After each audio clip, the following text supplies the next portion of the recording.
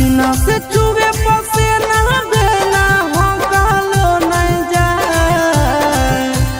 हाय रे कूलिंग करे वाला चोली दे पिया मंगा। हाय रे कूलिंग करे वाला चोली दे पिया मंगा।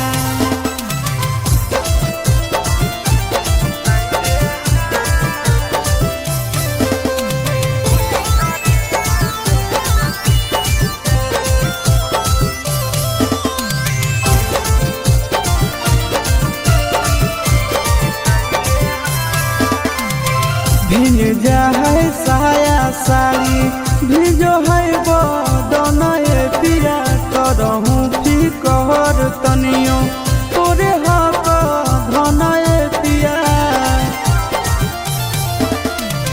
भिज जाए साया साड़ी भिजो है बदनए पिया करहूँ की कहर तनियो तोरे हक धनए पिया। भीतर वाला बात देवरा से कहलो नहीं जाए। हाय रे कूलिंग करे वाला चोली दे पिया मंगा। हाय रे कूलिंग करे वाला चोली दे पिया मंगा।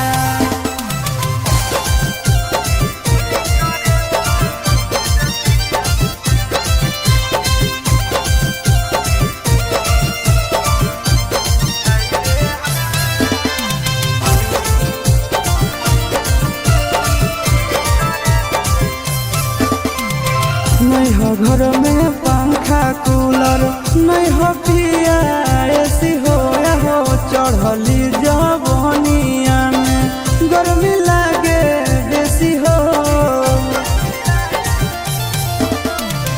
नहीं हो घर में पंखा कूलर नहीं हो पिया ऐसी हो या हो चढ़ली जवनिया में गर्मी लागे बेसी हो।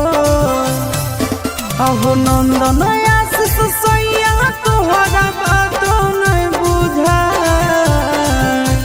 हाय रे कूलिंग करे वाला चोली दे पिया मंगा। हाय रे कूलिंग करे वाला चोली दे पिया मंगा दीजिए जी।